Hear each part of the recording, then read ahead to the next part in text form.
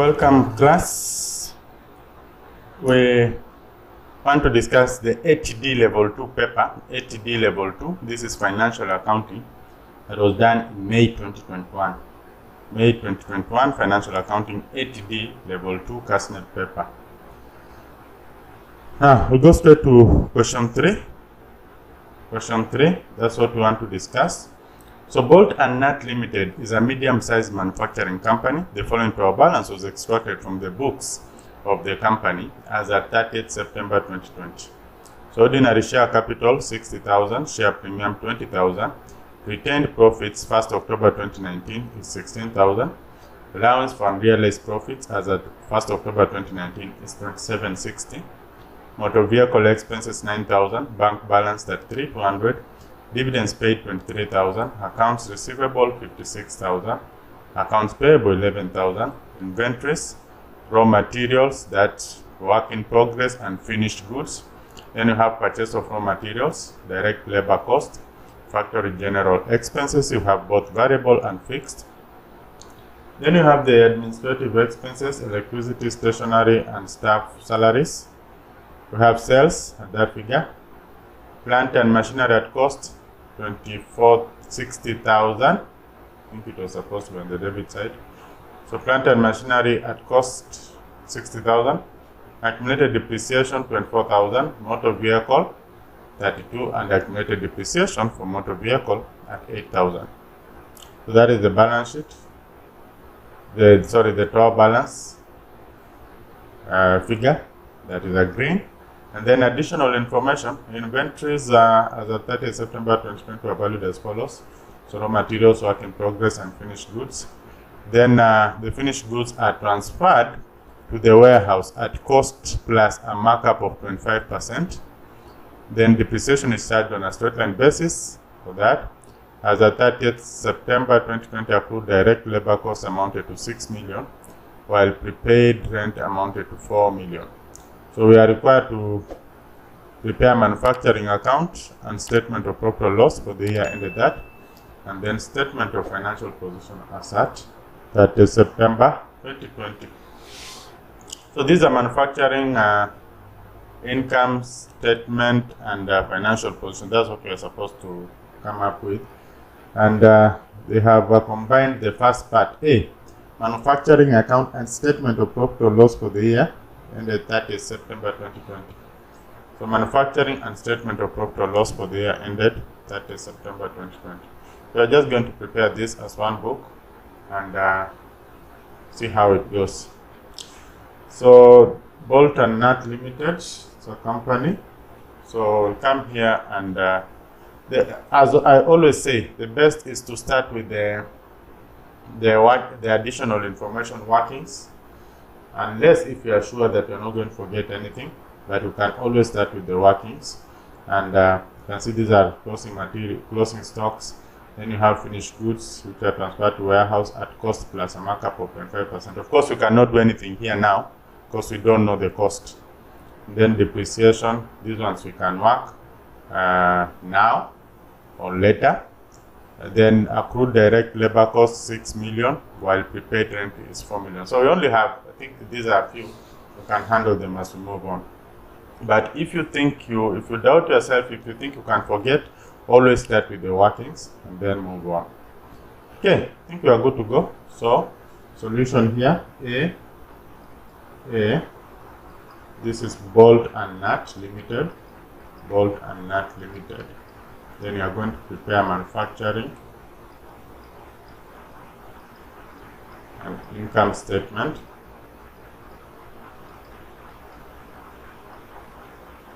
for the year ended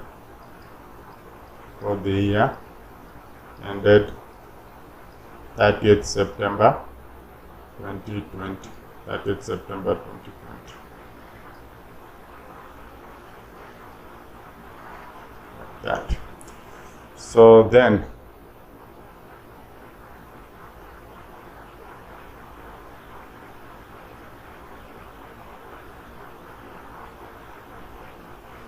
as usual, we'll have the columns. Let's restrict the zeros. We'll restrict the zeros. We restrict the zeros. Then we can start. Now, this is a question you may choose to start with. You might combine the whole thing, start with sales and then move all the way downwards, or you might choose to start with the strictly the manufacturing part of the account. So it's upon you to decide how to go about it. If you choose to start with the sales, remember you will do the sales here, then put that figure in the outermost column, but there's nothing you are going to do there until when you get to the cost of sales. That's when you will start utilizing again the outermost column. But otherwise, you can start with the what happens in the manufacturing account, and then you move with it all the way downwards. It's going to give you the same solution. So let's try the one which is not obvious. So let's go with the sales. Sales, have the sales.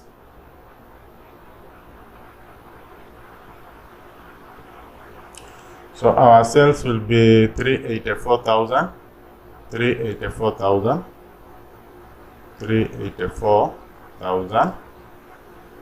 Check if there's any workings. If there's any workings, we'll push that into the inner column. So, and the workings for sales, in most cases, we talk of sales returns. And we don't have any sales returns in this question. So we'll just retain it there at the outer column. Then we now go to the manufacturing account. Remember, this is a manufacturing account. This business manufactures for itself. So it will manufacture products for itself, and then before it goes, it transfers the products at market price to the trading account. So we have to capture the whole of that process. So we'll start with the opening stock of raw materials. Opening stock of raw materials, which is 14,000. It's here. Opening stock of raw materials, that is the inventory. So opening stock raw materials. This will give us how much? Opening stock raw materials 14,000. So we can have it where let's have it here. 14,000. Then we add the purchases of raw materials. Purchases of raw materials is 76,000. So we have purchases raw materials. 76,000. That's good. And if the purchases has any workings, we could also add them there. But looks like we don't have any workings on purchases. So we just go to, we less the closing stock of raw materials. Closing stock is always found in the additional information. So closing stock raw materials, be keen to pick on raw materials. So raw materials 18,000. So closing stock raw materials 18,000. Closing stock raw materials, specifically raw materials, this is 18,000. Sorry, we have to always remember the restricted zeros. So this one will less it. So what do we have here? We have 14 plus 76. 14 plus 76. 14,000 plus 76,000 minus 18,000. That should give us 72,000. If I'm not wrong, so 72,000. So 72,000, that's our the figure we have there. Then we add, because we're looking for the prime cost. So we're going to add any direct expenditures, direct wages, if we have direct wages or direct expenses. So we have direct labor cost, 56,000. This is the cost of raw materials, so direct labor cost. We know prime cost is direct materials plus direct labor plus direct expenses. So we already have direct materials, so direct labor is 56,000. We look for direct expenses if we have any. If we don't have, we move on. Direct expenses, we don't have any direct expense, no direct expense, so we'll just add these two and we'll call that our prime cost. So this becomes our prime cost. Then of course to the prime cost you add the overhead costs, and the overhead costs we have here are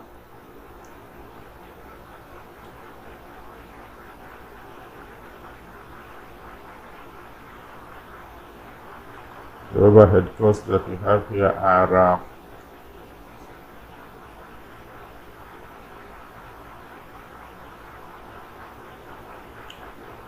factory general expenses. These are direct costs generally. So factory general expenses, and we have variable and fixed, so we'll just put them together. Administrative expenses, then this, okay. So factory, and maybe you need to check in the working the additional information if we have any apportionments that will take place between the office and we have already forgotten there's something here we were leaving out, so we need to include this. Accrued direct labor costs 6,000, while prepaid rent amounted to 4 million. So you see we are leaving this one out, accrued direct labor costs. So we need to come back here, accrued direct labor costs. Let's come back here. So there's some markings here. So this means that here we are not right. What we are going to do is we will now have, sorry for that, we will this is direct labor, then we'll have accrued direct labor. So direct labor, the figure was 56,000. So you need to write that one in the inner column, 56,000. Then add the accrued direct labor. Accrued direct labor, the figure is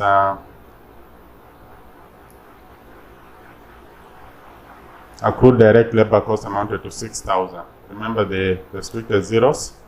So 6,000. We are going to add 6,000 here. This will give us 62,000. So we'll have 60. We are adding because it's accrued. Accrued, we add. It's part of the cost for this financial year, but was not paid. So we simply add to get the total cost. Any accrual you add if it's an accrual for that particular. It was supposed to be made for that year, but it was not paid. So when you add this, we'll get 134,000, and this becomes our prime cost, which we are now going to add the overhead costs like that. So under overhead costs, I think that's where we were. So we had left this one out, now we have it. So make sure that you don't leave anything out.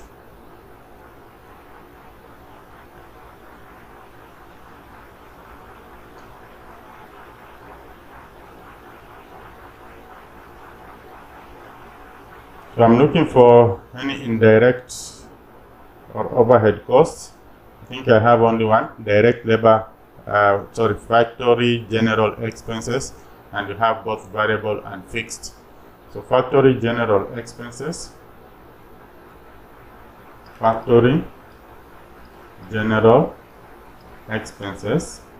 you have variable and fixed. So variable is 32,000 and fixed is 18,000. So we have them there, 32,000 and 18,000. And since we don't have any, we just bring the total here, and then we have that as our production cost. So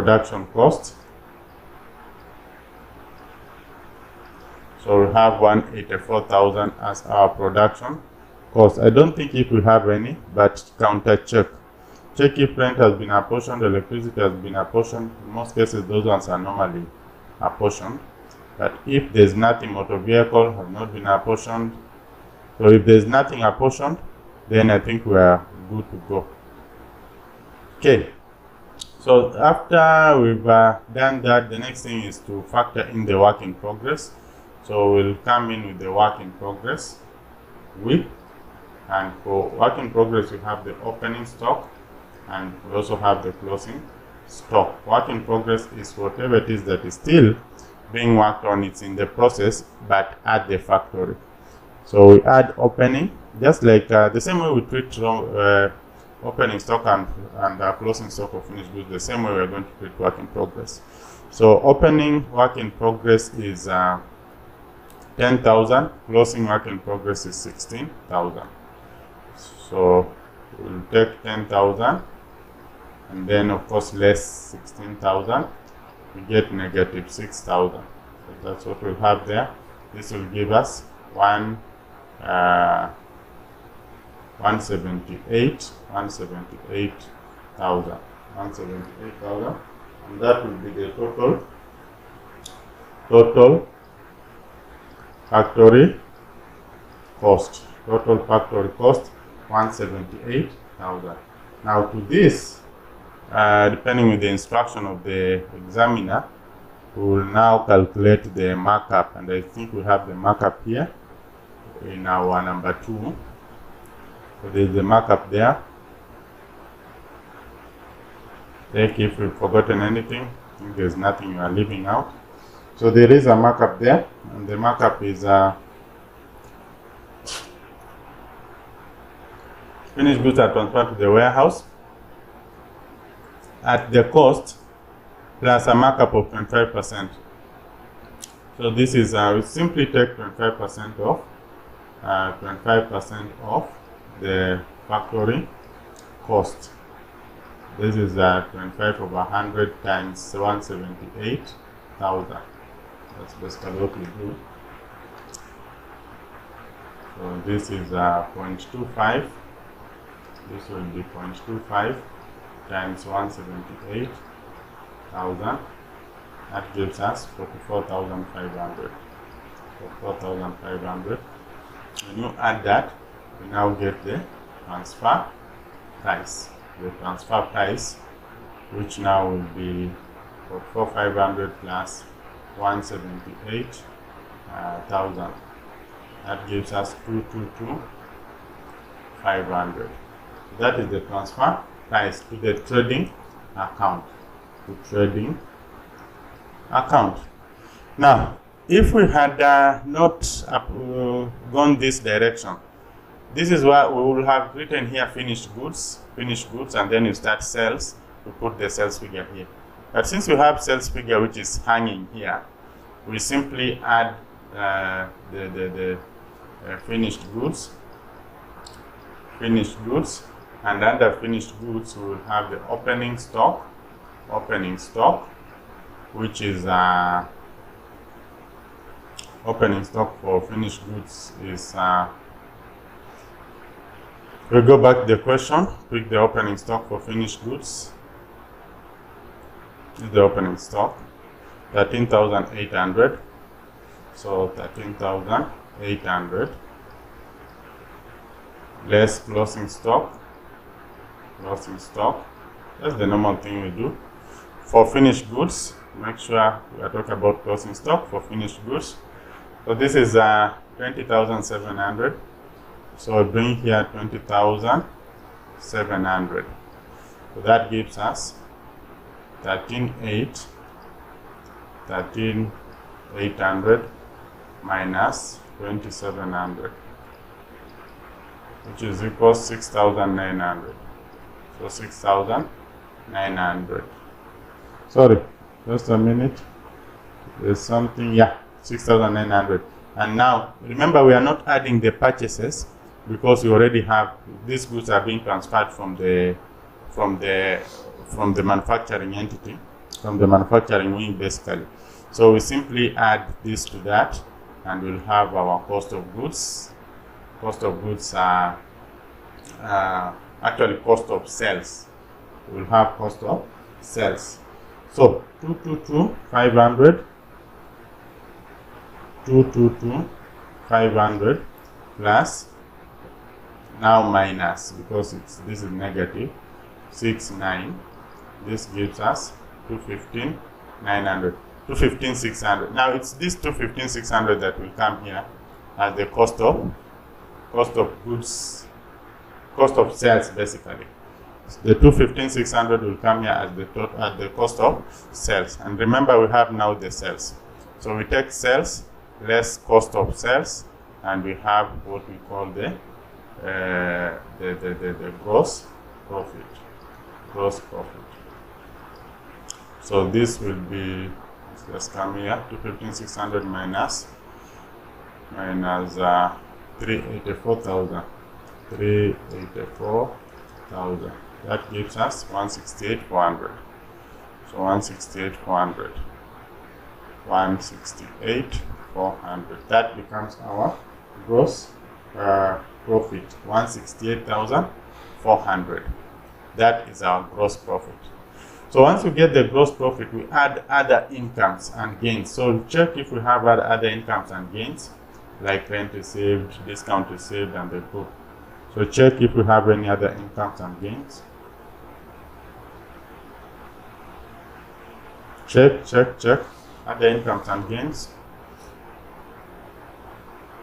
Looks like we don't have any other income and gain.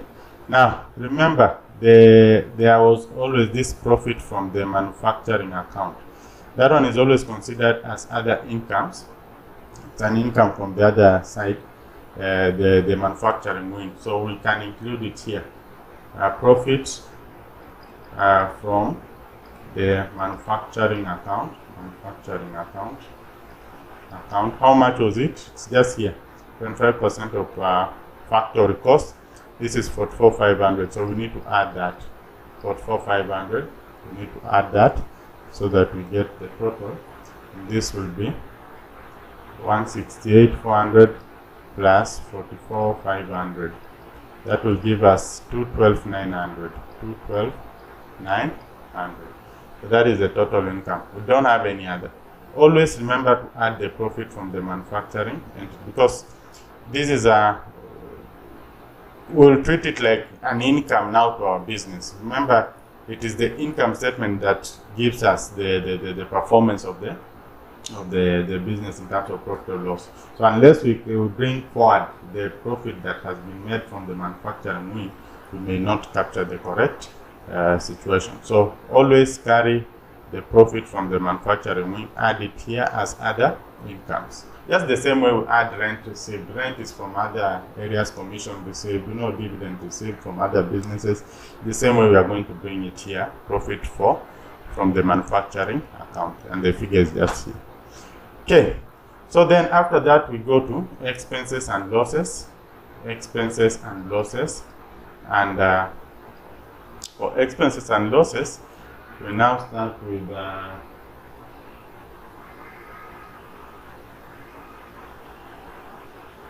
there's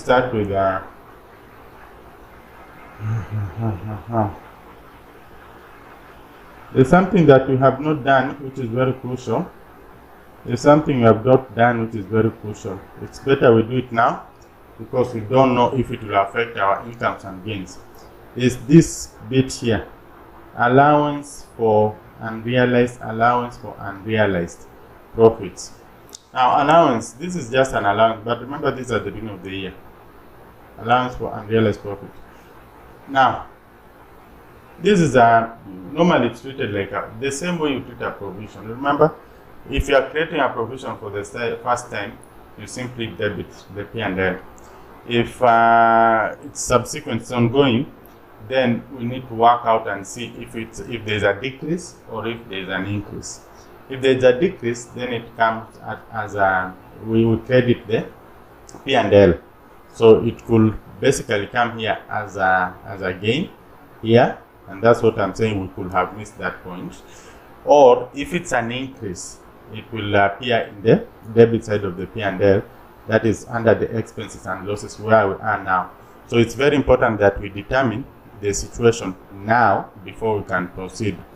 So let's see, how do we calculate this? And allowance for unrealized profit as at 1st October 2019. the figure we have here is 2760. So what normally happens is that, remember,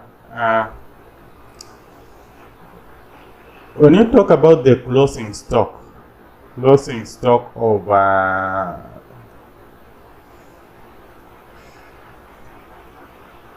think let me start from here. Normally we are going to transfer, these are goods which we are going to transfer. We are going to transfer goods from the manufacturing account to the trading account, and we are transferring those goods at transfer price, that with the profits having been factored in. So goods, and it's very clear here, you can see this is the total cost of goods is 178,000. Then we added our profit, which was for 4,500, to get 222,500. That is the price that we transfer the goods at to the trading account. And remember, we did not sell all the goods that were transferred to the trading account. We had some goods that were left unsold at the end of the period, amounting to 20,700. So there is a profit element which is still in these goods that we need to get rid of. Otherwise, if we work out with that profit element, we will be over, will not be in line with the prudence concept. We will be basically inflating our figures. We have some profit element there that is not supposed to be there. So we are supposed to get rid of that profit element so that we can be in line with the prudence concept, where we need to be conservative. I mean, the whole point here is that we cannot count on profits which we have not realized. We only are supposed to count on profits that we have realized. So the fact that this closing stock has an element of profit which was calculated here, we need to get rid of that. And that is the whole thing. Of course, we had created an allowance, but now we want to know, do we have an increase or a decrease? If it's a decrease, good for us. If it's an increase, then we will simply debit the P&L account. So how do we calculate this provision for unrealized profit? Provision for unrealized profit, the formula for that is the manufacturing profit, manufacturing profit over market price times the closing stock of finished goods. Closing stock of finished goods. Manufacturing profit over market price times closing stock of finished goods. That's how to calculate the provision for unrealized profit. So POP will be equal to manufacturing profit. Come back to our table here, manufacturing profit. Our manufacturing profit is 44,500. 44,500. So 44,500 over market price, the goods at which the price at which the goods were transferred to the trading account, 222,500. So we have 222,500, 222,500 times closing stock of finished goods. That one we can just get from here. Closing stock of finished goods, 20,700. 20,700. So we multiply that, we should be able to get our provision of unrealized goods. So this will give us 44,500. 44,500 divided by 222,500 times 2,700. 2,700. That gives us 4140. So 4140. And there we go. So it means we have an increase because what was provided was 2760. What we had, provision for unrealized profit, balance brought forward was 2760, and now the balance carried down will be 4140.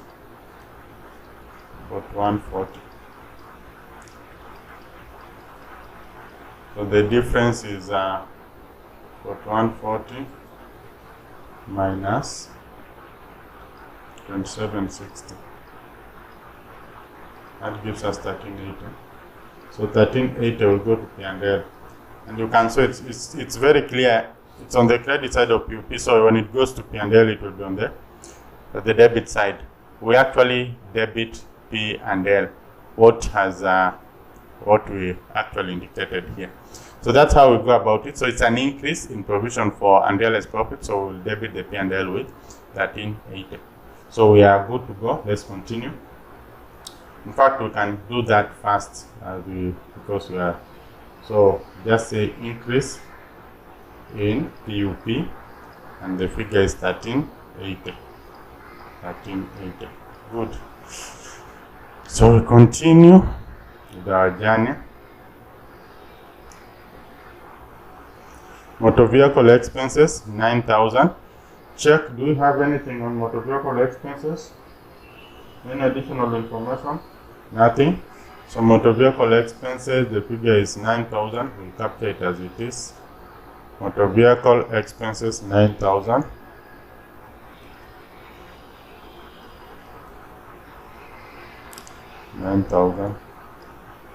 Then go back, pick any other item that we might have here. Bank balance, dividends paid. Dividends paid 23,000. Possibly these are for the previous year. Dividends paid 23,000. 23,000. The interim. This one could be the interim. Let's just assume that the interim given last year should be the interim. So dividends paid 23,000. Then accounts receivable, accounts payable, all these are no purchases, direct, all these were done with this. Administrative expenses, you have rent 38,000, and there's something about rent here. Rent 38,000, prepaid rent amounted to 4,000. So rent 38,000, rent 38,000, then the prepaid rent amounted to 4,000. So because it is prepaid, it's not for this year, it's for the following year. We are interested in the cost for this or expenses for this year. So that 4,000. So we less the prepaid. Prepayments are not for this year, so that's why we are doing away with them.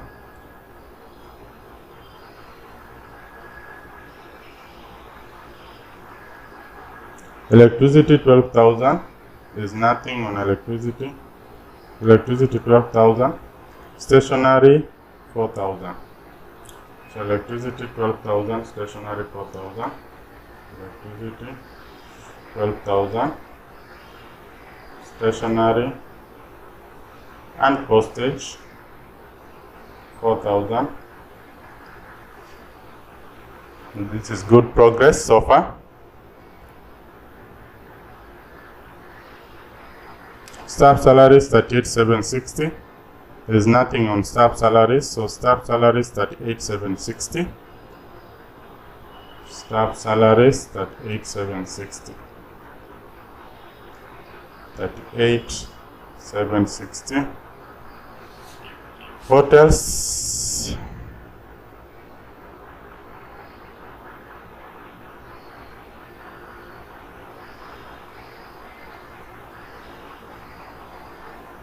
Plant and machinery, accumulated depreciation. Okay. So next is depreciation. And depreciation is charged on a straight line basis as follows. So asset 10%, motor vehicle 25%, and it's straight line basis. So if it's straight line basis, go straight to the cost.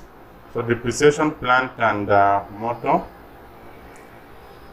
Depreciation,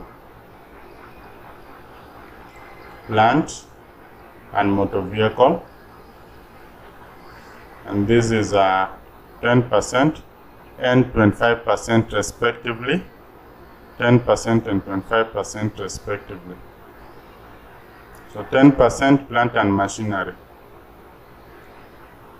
Plant and machinery, 10%, which is 6,000. So it's 10% of 60,000. 10% of 60,000 is 6,000. So 10% of 60,000, 6,000. And then 25% of 32,000 is 8,000. So we have 6,000 and 8,000. plant is 6,000, motor vehicle is 8,000. Total, you add this, you get 14,000. So there we go. I think we are done with that computation, that the expenses. So plus 9,000 plus 23,000 plus 34,000 plus 12,000 plus 4,000 plus 38,760 plus 14,000 plus 14,000. So that gives you 136, 140, 136, 140. So 136, 140. These are the total expenses, and we less them from the 212, from the 212,900 minus 212,900. That gives us 76,760. This becomes our net profit. That becomes our net profit, 76,760. Good. So let's go to bolt and nut again. Bolt and Nut Limited. This time statement of financial position. Statement of financial position. And it's as at 30, as at this is the 30th September, I hope, 2020. We just confirm the dates. 30th September 2020, good. So we are good to go. As usual, let's have the zeros, restricted, and the currency. Here we have the book values. Here we have accumulated depreciation, and here we have the net book value. So that's how it goes. Okay, so we'll start with the non-current assets, and under the non-current assets we have plant and machinery, if I'm not wrong, plant and machinery, and we have motor vehicles. Now plant and machinery, we had 60,000 as the cost. Here we had 32,000 as the cost. So let's just confirm that information. Plant and machinery, where the plant and machinery at cost 60,000, motor vehicle at cost 32,000. So we are good to go.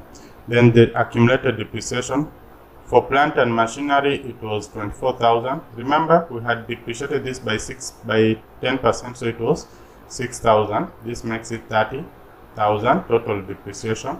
And then this one is 8,000, and you had depreciated by 25%, so plus 8,000, which makes it 16,000 total depreciation. These figures are also here. We've already worked them out. They are here, 6,000 and 8,000. 10% of 60,000. What we are simply saying is that initially it had depreciated. Initially, the vehicle, the cost of the plant and machinery was 60,000. But initially, before the start of this year, it had depreciated by 24,000. This is 1st October 2019. By the end of the year, that is started September 2020, we had depreciated it by 6,000, which is 10% of the cost. So total depreciation becomes 30,000. Total depreciation becomes 16,000. So that is the total accumulated depreciation. So for this one is 30,000, and for this one is 16,000.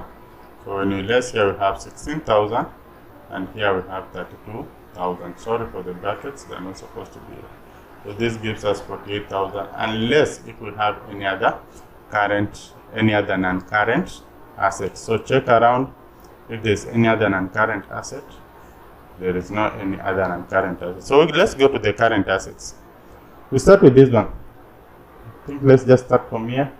Bank balance. Bank balance is 33,200. So current assets, bank balance 33,200.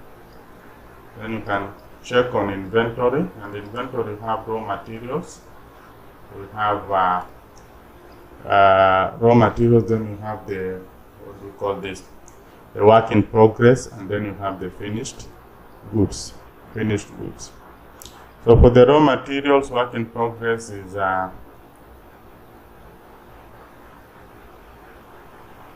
18,000, work in progress 16,000. So 18 and 16 and 2,700, 18,000, 16,000. Finished goods is 20,700, but there's some working, so we need to get rid of the allowance for profits. Allowance for profits. Remember, we had allowance for profits that was included in the cost of the closing stock for finished goods. So we have to get rid of it here. And the figure that we are going to use to get rid of it is the total balance carried down, which is this, 4140.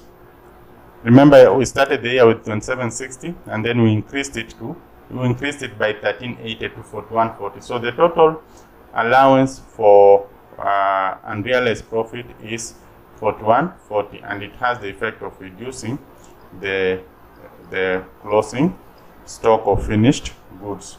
So I'll simply come here and say 2700 minus 4140. This gives us 16,560. Oh, sorry, we are not yet done unless we confirm and check and are assured that we don't have any other expenditure. So let's go back and continue the journey. We've captured that bank balance, we've captured accounts receivable. You can see we have accounts receivable at 56,000. So accounts receivable at 56,000. I don't think if we have any allowance or provision for bad debts. So accounts receivable, we have 56,000, like that. Then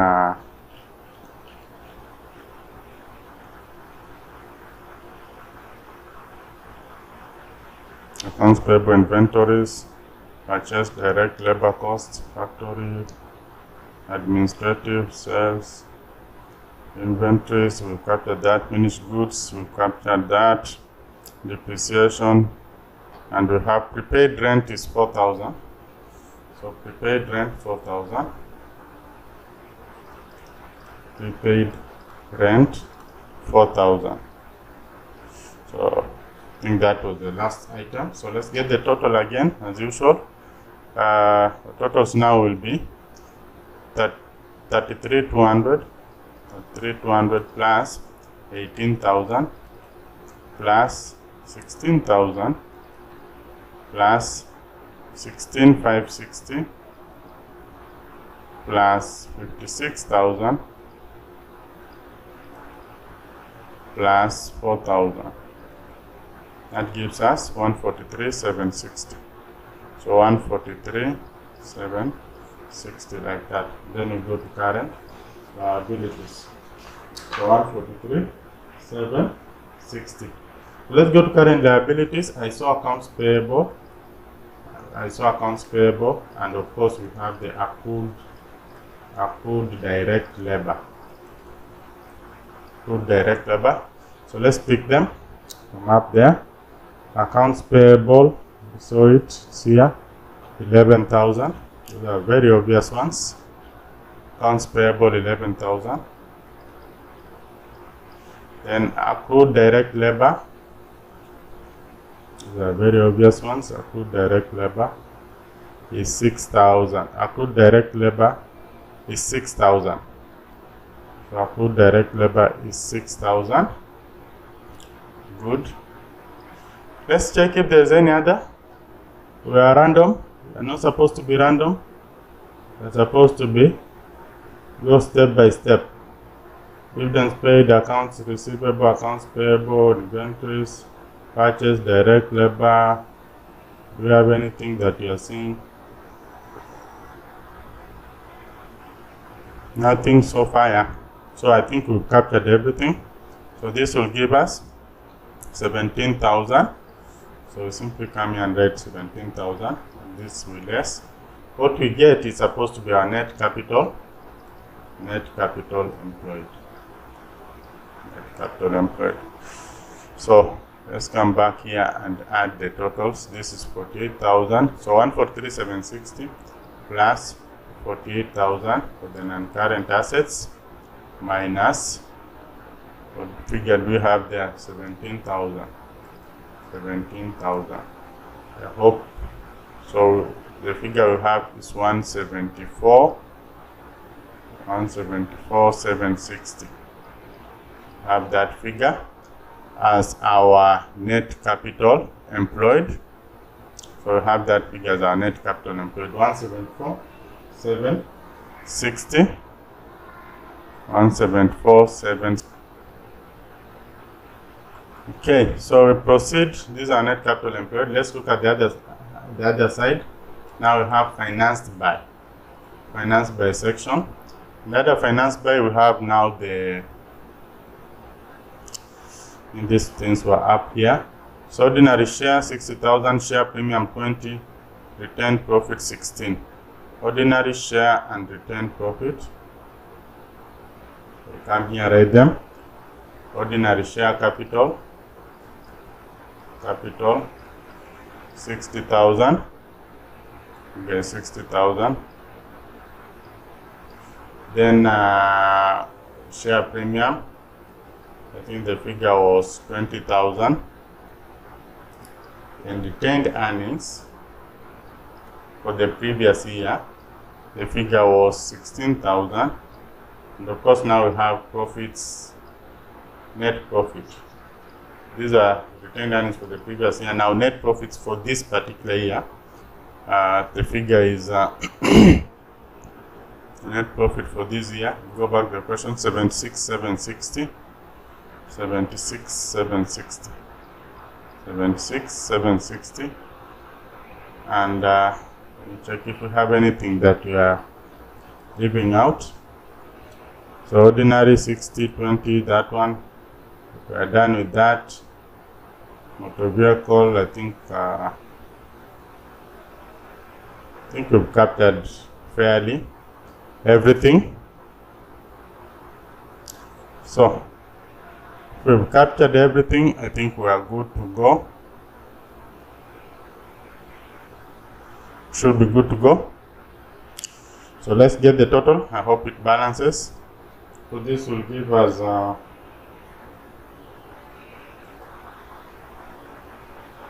this should give us 60 plus 20, that is 80. 80 plus 16, that is 96,000 plus 76,760. 76,760. That gives us 172,760. Is it? So there's a problem somewhere. 172,760. 172,760. Yeah. So there's a problem somewhere which we need to find out. So what could be the reason of that is the difference of 2,000.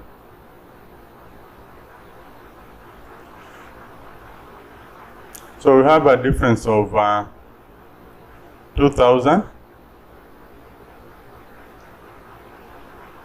And the asset side that is greater than the liability side. So let's just check where the problem could be.